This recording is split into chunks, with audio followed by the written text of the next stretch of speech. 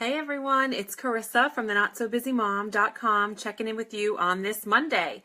It has been a couple weeks since I have done a Monday live, but I am super excited to be chatting with you this Monday afternoon.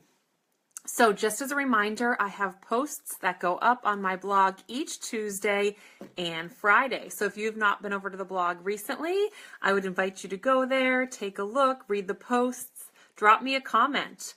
If you haven't scrolled through my Facebook page in a while, take a look. I love to share not only what I have been working on, but also I love to share quotes that inspire and challenge. I love to share different articles from bloggers and writers who I feel like will encourage you as you think about the not so busy life.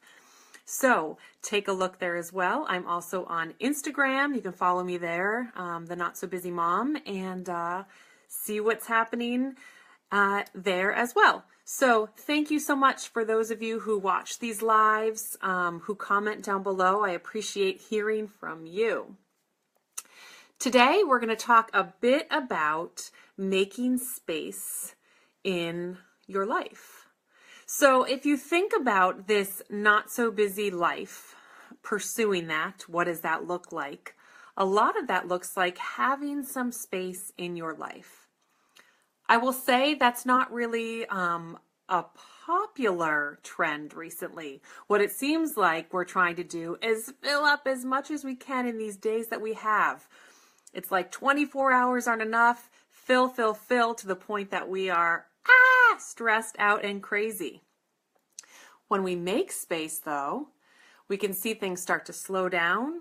We can see people better. We can see our priorities. We're able to actually engage in relationships.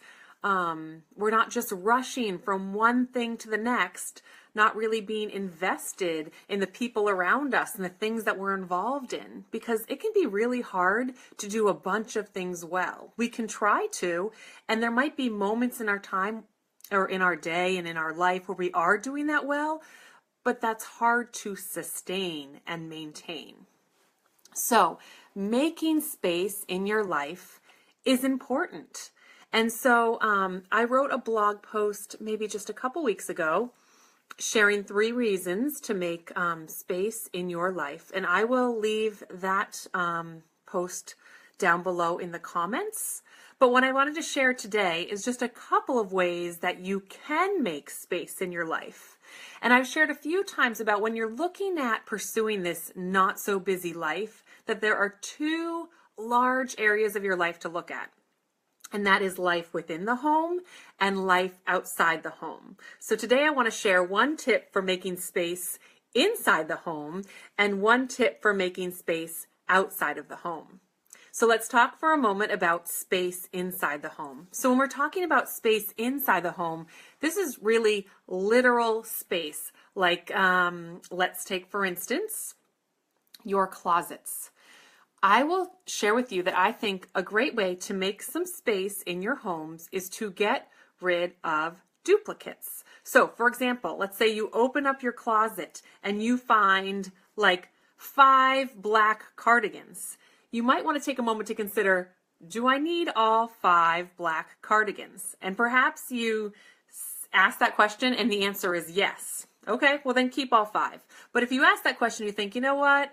No, really in the end, maybe I just need 2 or 3. Okay, there are all those duplicates. Why don't we get rid of 2 or more of those cardigans and be left with 2 or 3?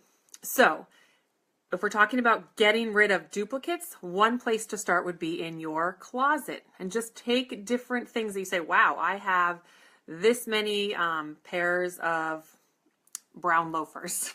I don't think you have that many pairs of brown loafers, but you get my point. Or I have all of these sweaters, whatever the case may be, but you have a lot of the same thing. Let's try to back up a bit and get rid of some of those duplicates. If you go to your pantry, your cabinet, we can get rid of the duplicates when it comes to Tupperware. I have a hair on this Tupperware. It's my own. So if you're thinking about your Tupperware, really consider how much do you really need, and is it starting to overflow? I was looking at mine, which is not stored in any sort of fancy way. It's actually in a big wash bin here. but I was noticing that I have way more of these than I actually need, and they're taking up space. So I'm going to sort through those a little bit later and figure out how many do I really need. And sometimes we hang on to things we think because there might be that time that I have all those people over and there's going to be all those leftovers and I'm going to need a lot of these. Well, if that's the case, I'm sure you can make something work. And those moments that happen very rarely. So make space by getting rid of duplicate Tupperware. Finally, when you think of things like bedding, consider sheets. How many sheets do you really need for each bed in your home? I would say 2. I could probably even argue for 1, but I know why we might want more than 1. But I think 2 isn't a reasonable number. Do what you think works for you. But again, if you open your linen closet and everything is falling on you and you realize, wow, I have 4 sets of sheets for this bed, 4 sets of sheets for this bed, it's too much. So look at that as well. If we're talking about space outside the home, making space outside the home, let me share this with you. I would like you to consider your yeses and your nos. So when we're thinking about making space outside the home, consider your yeses and your nos. I am not someone who is going to support just always saying no, no, no, no, no, no, no, because I think that can become very selfish. At the same time, I'm not going to be someone who's going to support saying yes, yes, yes, yes, yes, yes, yes, because that can lead to burnout and resentment and all this other stress that you don't want or need in your life. So you're going to carefully consider your yeses and your nos. When someone comes to you with a request, take some time to consider what they're saying. And will it fit into your days, into your weeks, into your months? So take some time. You don't have to answer immediately. Take some time to consider what's being asked of you and how that fits into your daily life, your daily week. Remember, as I've mentioned before, to consider your priorities and use that to sort of determine how you shape your priorities are going to shape your days, your weeks, etc., your life. So take time to consider all of that. Every request does not require a yes. If you're someone who has a tendency to say yes all the time, I get that. I've been there. I still struggle with that.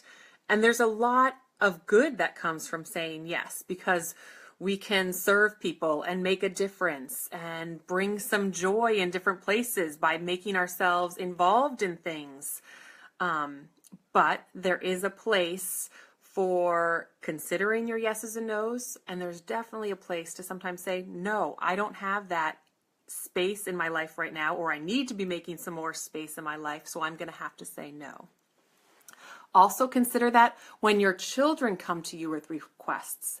Some parents really struggle with telling their children no. You know, a child comes, I want to do this, I want to do this, I want to do this, I want to do this. And those might all be good things, but how are they going to fit into your family life? And is it just going to be too much, not only for that child, but for you, the parent who is going to be paying for things and taking the child places and fitting that into the week's schedule? So even your child, for some of us, that's harder than for others, but to really say, okay, I know what you're asking of me. Let's sit down and really talk through what are those things you really want to be doing and what makes sense for our family. And that might mean that you're going to be having to say no to your child. That might mean they get upset with you, and that's okay. That's all sort of a part of the learning, not only for you, but for them as well, as you sort of walk this journey.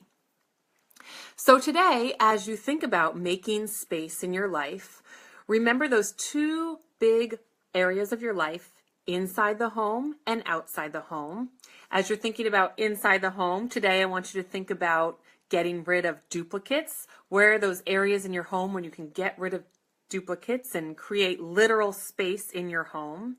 And then outside of the home, carefully consider your yeses and your nos and see what sort of space develops in your weeks, your months, the rest of the year.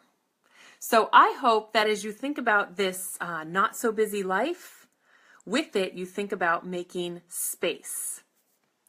Thank you so much for tuning in, and I will link that blog post about making space down below. If there's anything else I think will be of help to you in this area, I will also include that. Thanks for checking in. If this was helpful for you, give it a like, share it with someone, tag a friend. Thanks, guys. Talk to you soon. Bye.